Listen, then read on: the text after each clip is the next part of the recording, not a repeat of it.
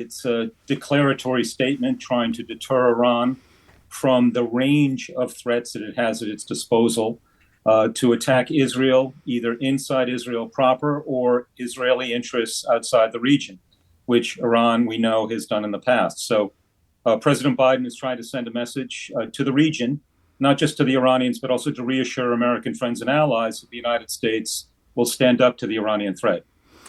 And, away from the Middle East, we see, warnings, we see and hear warnings to China not to attack Taiwan. We know what's happening between Ukraine and Russia at the moment. You have the situation in the Middle East, of course, and the warnings from Biden to Iran that we've just heard. Is this, or could this be, the beginnings of something more global?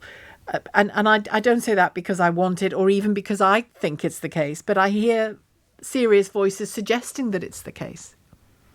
Yeah, I hear those same voices. I actually disagree.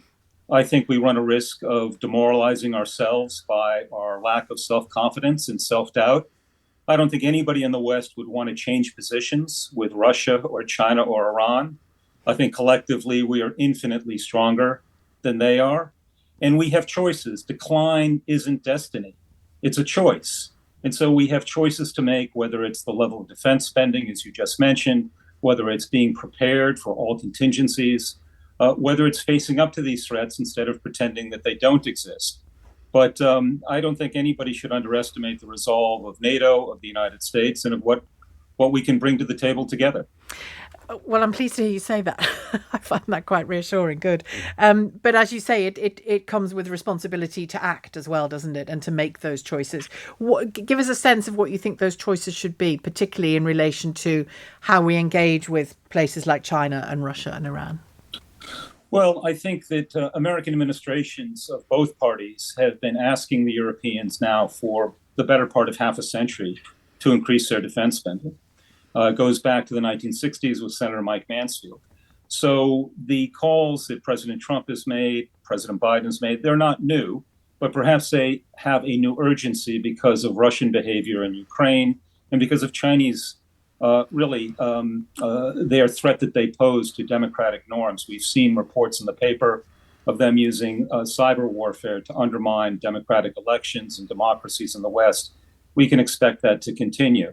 So we need to be prepared. We need to face up to it. We need to have courage that, this is nothing that we can't face up to together.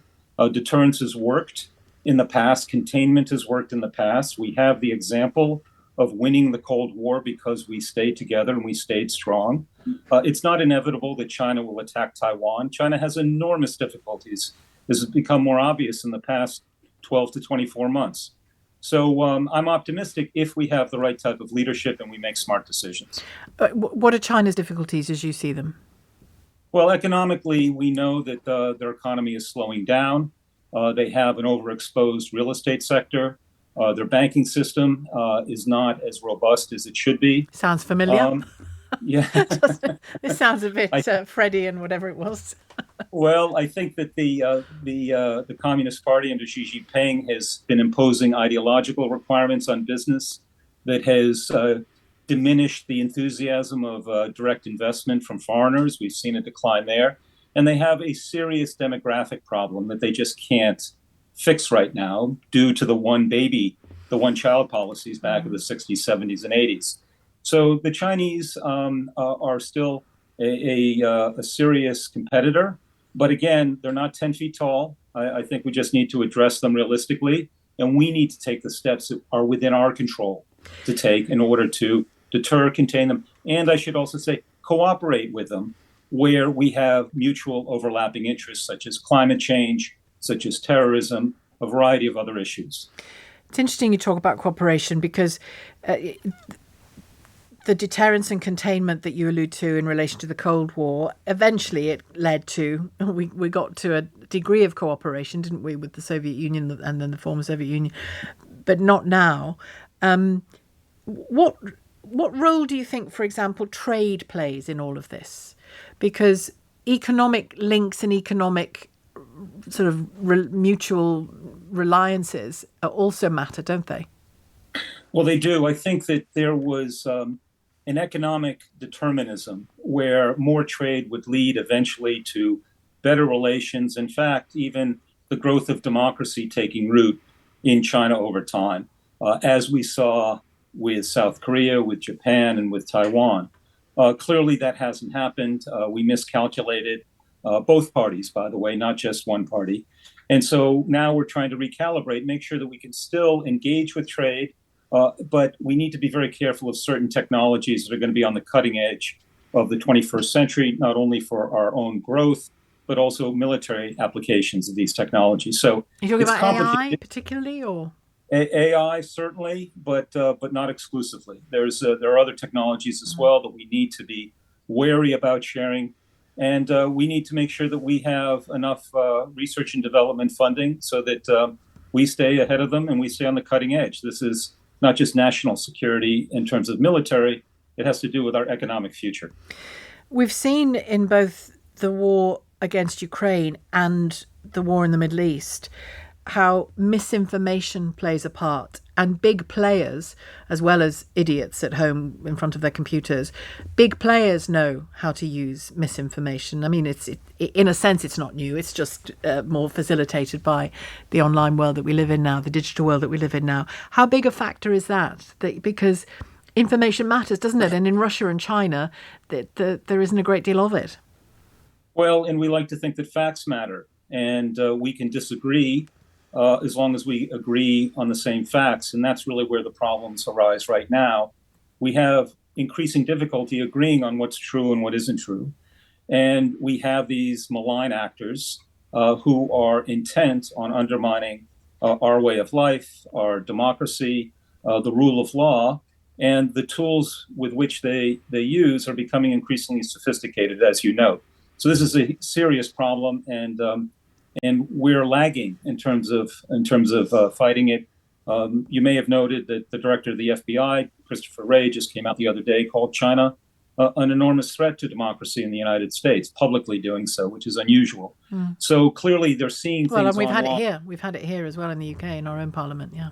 And so there's a lot of things that are going on that we're not seeing, but are certainly very serious threats. And we need to educate people. There needs to be a restoration of some trust. There's been a huge erosion of trust in institutions, certainly in the United States, I think in the UK also. And this is a challenge for all politicians, whatever your political bent. The calls from that you and I, the conversation we began with, people saying, you must be prepared for war, not on a war footing, but think about it, think about your defences, think about your defence spending. You would increase defence spending, would you? Or you would ask Europe to, for a start? Well, I think the United States right now is spending an adequate amount. Yeah, okay. It's just a more bit, just a bit, yeah. More than the other 20 countries combined. So I really do think that the Europeans need to step up. There is a social contract that's been made over the past half century or so, where the Europeans would spend more on social benefits, welfare benefits, medical benefits, and it's a wonderful thing. But right now, none of those are going to matter if you don't have a country, the forces in order to a country, and you don't have the forces to defend yourselves. And so I think getting up to 2% has been a goal. It needs to be more than just an aspiration. It needs to be a reality. I think that the U.S. would love to see the Europeans commit to a 3% increase, and not just rhetorically. It has to happen, and it has to happen as soon as possible. And when we talk about a global conflagration happening, as we saw in 39 and in the First World War as well, we're never really without war, are we, on this planet, one way or another? America knows that perhaps more than most.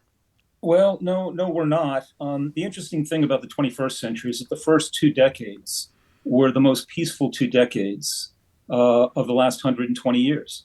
So it doesn't seem that way because of this avalanche of news that we receive every day. But in fact, it had been relatively peaceful for the first 2 decades. Now, of course, it seems as if the threat of war is ever present.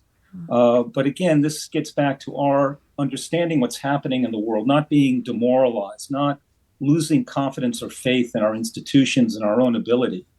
and having the courage to make some tough decisions. And it's going to take real political leadership in order to make sure that we are in a position where we can confront the threats from Russia, China, Iran, North Korea, and others that may arise.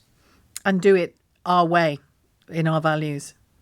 Absolutely. The value, I mean, the democratic values, human rights, we believe these are universal. They're not universally embraced right now, but I think that most people around the world, if given the choice, would choose these types of universal values. And that is worth fighting for. It is worth sacrificing for. And if it comes to it, it's worth defending.